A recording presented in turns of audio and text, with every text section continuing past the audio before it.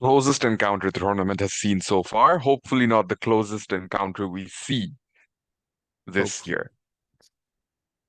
Fardin here with me as always. Another episode of the morning after. Lots to discuss. Yeah, Pretty much, Halloween themed morning after. pretty much a perfect thriller. Just what you expect from Pakistan and South Africa. South Africa getting their first ICC tournament win over Pakistan after 10, I want to say 10 and a half years. First World Cup win after 1999. Uh, That's something special. Yeah, I mean, especially we talked about how South Africa hadn't really chased in a game yet. The only one where they had to chase, they lost against Netherlands, and also, if you take their last 8 ODIs into effect, they lost two chasing and seven. They sorry, 9 games. They lost two chasing, 1-8, 1-7.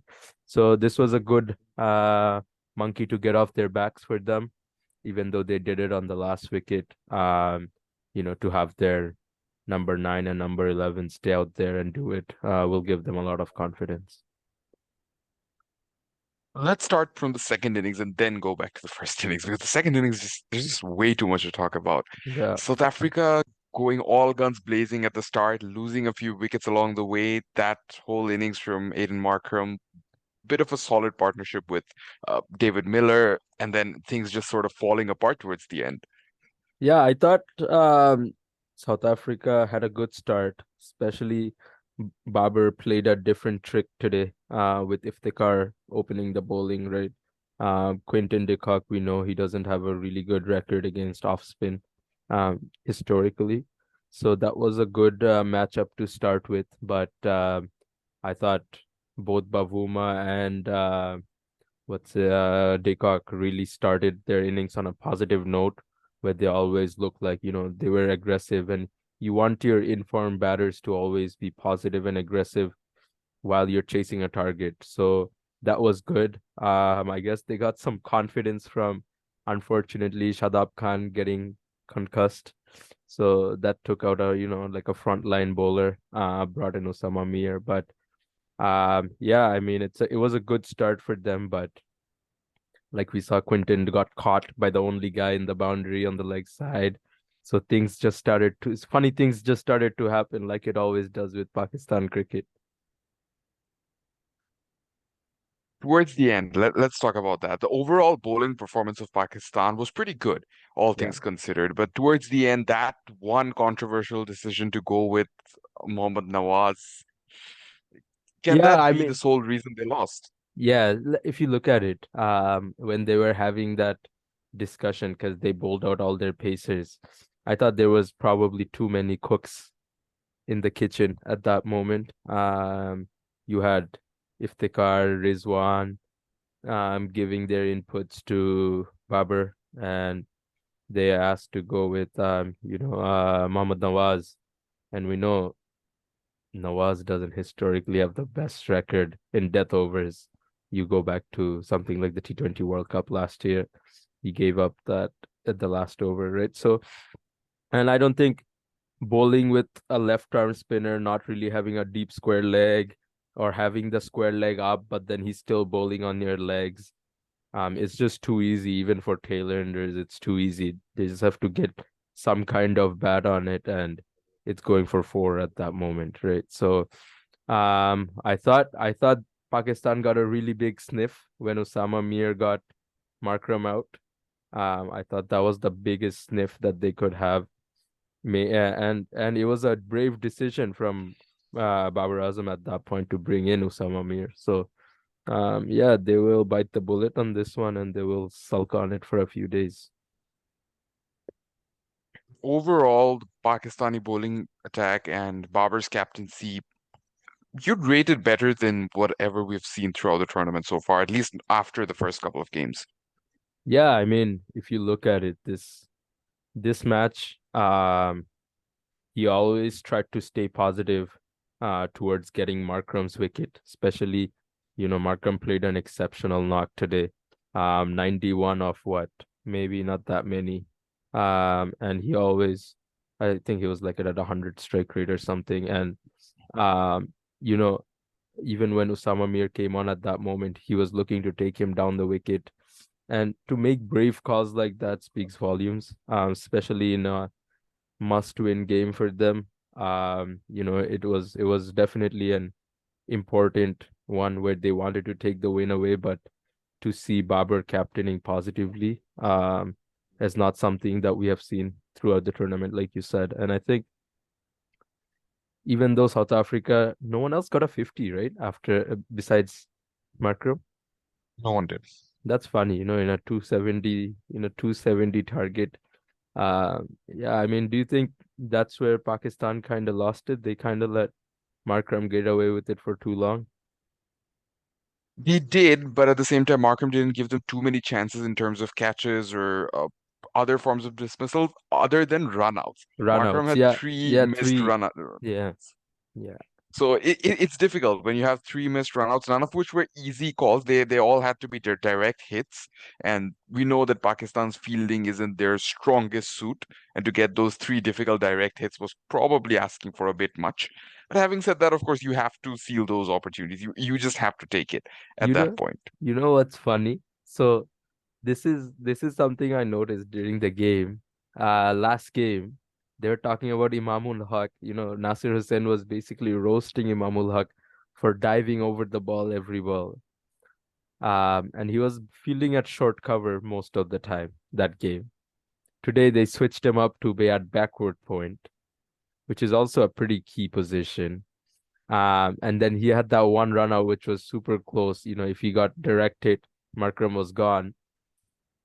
And Babar still switched him up and put himself there at backward point after. It's And tough. it You worked because can Babar took that good but catch a of good Markram catch eventually. against off thing. What's it called? Jensen, right? Uh, It was it's just Markram actually. yeah. No, no, no. It was Jensen that. I mean, he took the catch of Jensen and then And then Markram. Markram Yeah, eventually. yeah, Yeah, yeah, yeah, yeah. yeah, He yeah. took Sorry, both sorry. basically. Yeah, yeah, yeah, yeah. Yeah, and that was a difficult catch, like you said, because he had to run, he had to stay side on and run back, right? Um, so it's tough. Sometimes those guys that are weaker fielders in the team, sometimes people keep finding them, and people start targeting them. They know where to get the runs, and you can't really hide anyone in modern day cricket. So that was an interesting take for me because you don't really see captains fielding at backward point a lot in modern day cricket. And that's the problem with Pakistan. They have too many fielders to hide at this point, especially when Shadab is off the field. Yeah, You basically have your best fielder off the field. That means you have a lot more fielders to hide. Like, for example, Iftikhar Ahmed was fielding at short mid wicket when the tailenders were batting, and he couldn't stop the singles. no, no, and you know there's like a 5 yard kind of a rule, right? Where if it's 5 yards to your right, 5 yards to your left, you should be stopping those. And yeah, I mean they didn't have a short mid wicket, but for Tabrez Shamsi to be getting singles off short mid wicket is like super stupid because it's just you being on your feet, being on the tip of your toes and anticipating. That's where he's gonna look for the single. Obviously, he's a tail ender. He's not gonna be looking for the big shot, right? So, yeah, I think they gave up too many runs in that region. Would South Africa still be satisfied though? We were talking about how important it is for them to get a chase down. They did technically, but would they still be satisfied given how close it went down and how most of the batters still ended up underperforming anyway? Yeah, I mean, you take a look at having this kind of a situation against India or New Zealand, per se, at a semi-final or on a final game. This could easily end up on the wrong side for Pakistan, and I mean not for Pakistan, for South Africa. And we talked about that DRS call that really made it difficult for I mean for Tabriz Shamsi. He was almost gone. It was like a very contentious decision, but um I think Pakistan missed a trick with not attacking the stumps a lot, especially to the tailenders. Especially Muhammad Wasim I mean, not Muhammad Wasim, Haris Rauf was trying to bowl too many short deliveries outside off stump. Uh, and then, yeah, so this is something they will take away, but they won't be fully satisfied because for a fact that against a better a bowling lineup, that's in form, you can't have a lot of mishaps like this where you can just allow the opposition to have an entry because someone like a Bolt or a Bumrah, Shami, those guys will just take your tail enders down in like 5 deliveries, and you're gonna be stranded in the middle again, like you were in 2015. So Pakistan's top five, only Babar Azam getting a 50 and no one else really firing. I mean, Rizwan got a start, but other than that, no one really looked all that comfortable. But particularly, let's talk about Iftikhar Ahmed. His weakness against His spin. spin, yeah, yeah. I mean, Bavuma's captaincy was really good with that, where as soon as Babar and Iftikhar both got together, Tabraiz Shamsi was on straight away. Uh, both of them have not so good record against wrist spin, but Iftikhar especially, it's almost like if without any pace on the ball, he's lost completely. And for a middle order batter to be that lost, without against spin, because when he's coming on to bat, 90% of the teams are probably gonna be bowling one wrist spinner, one orthodox spinner, changing the ends, and then you have a medium, your third or fourth pacer coming in and out of the attack, right? So I think that's a very big strategy other teams are following, where Zampa was on straight away against him.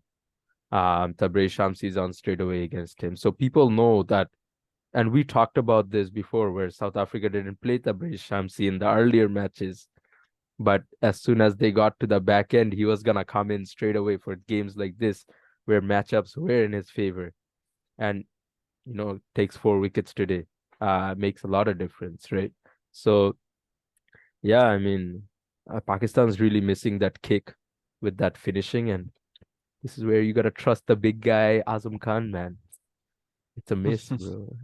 I'm telling you, the big guy can hit everyone. So it's, But would it not be a concern if they were to go that route? Would it not be a concern that he may not be fit for a 100 over game? yeah, I don't know what his things are. Like I don't think he's played that many list day or first class cricket, to be honest. So he's more of a T20 specialist.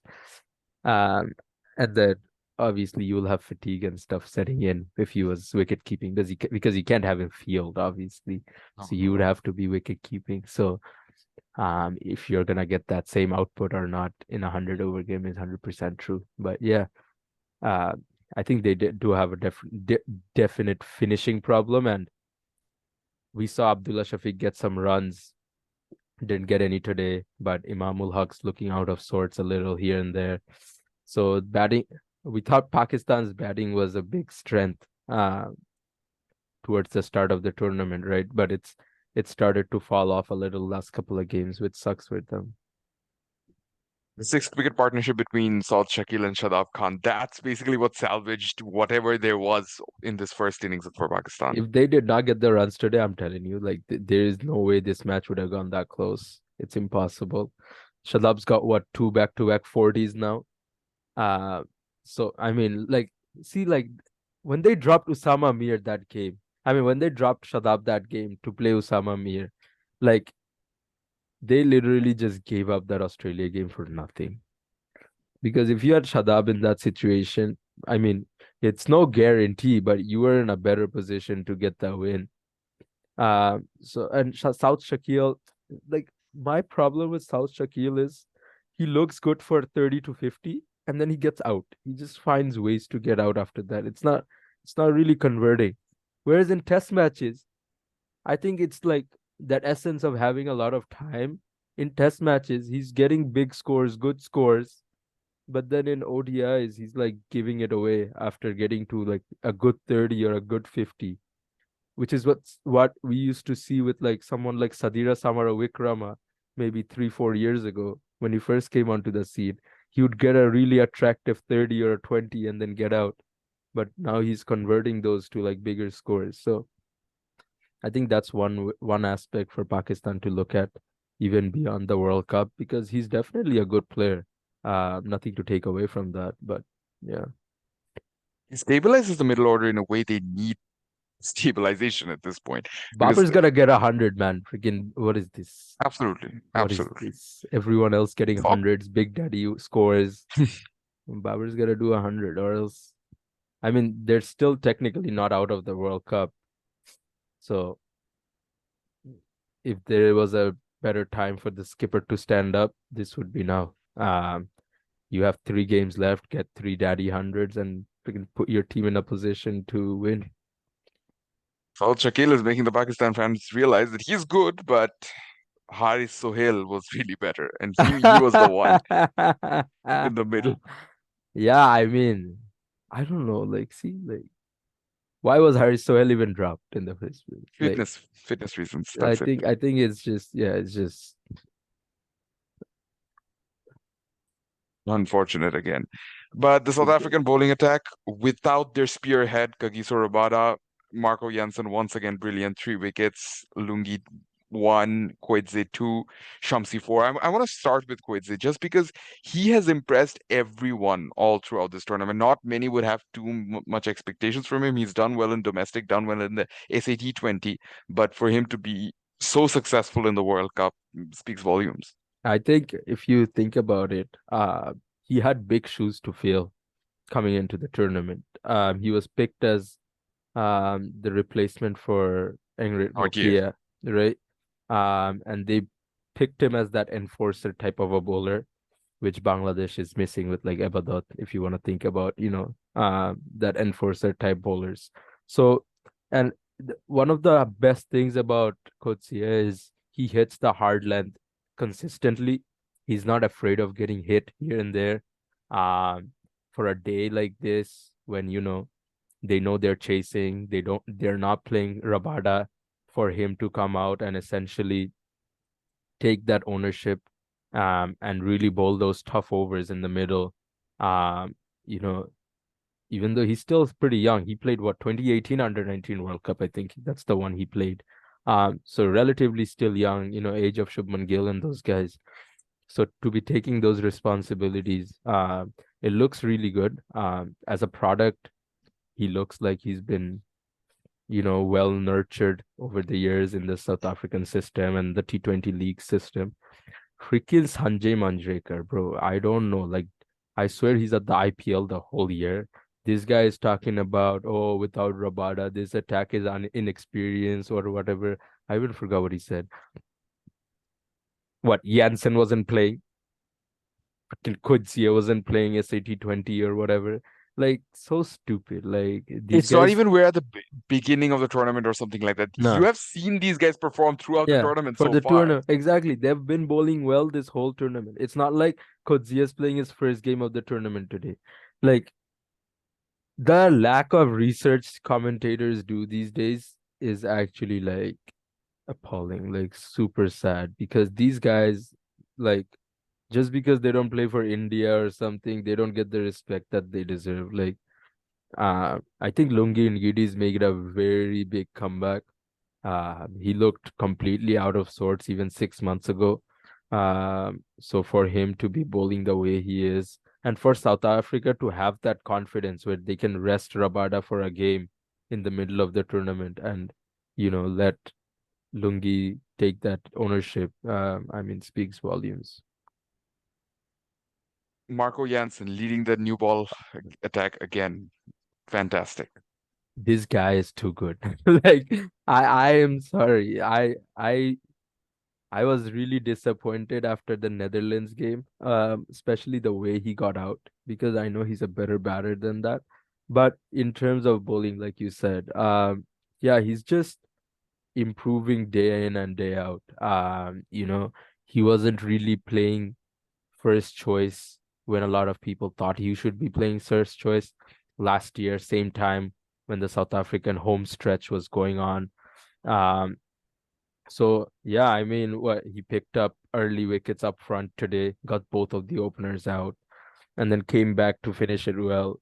His skills with the new ball is on par with, I would say, someone like Mohammad Shami and them. And he uses the short ball well too. So yeah, it's really good to see. South Africa's probably not had a pace attack as strong as they have now since the retirement of Stain and Morkel and those guys. So yeah, I mean this attack has been building up for a couple of years now, but they're clicking at the right time, which is what you want. If they weren't clicking at the World Cup, there's no point. Ironic because Morkel was in the opponent camp Oh today. yeah, this guy was conflicted today. You could tell, bro. This guy was like, do I want this team to win or do I want the team I'm coaching to win? Like this guy was mad conflicted. You just know it. Tabriz Shamsi, when he was bowling, it looked like we were finally seeing the very typical chip-off pitch that we were expecting. But then again, under lights, the pitch stopped Nothing, favoring the nothing. spinners that Yeah, much. yeah. And again, the quality of Pakistani spinners, I'm sorry, that has to be raised. I mean, Usama Mir bowled his best spell today, you could argue. Yeah, Nawaz, nothing. So it nothing. looked completely different when they were bowling versus when And Shamsi was bowling. the thing with Osama Mir is he bowls too slow sometimes. It's like either he's trying to zip it quick, flat, or he's giving it too much air, where tailenders have that option of going on the back foot and defending the ball. As a wrist spinner, if you're giving tailenders that much time, it's like no good. Whereas you look at someone like Shamsi, he got drilled by freaking Mohammad Wasim for a six. But this Helicopter guy, shot, basically.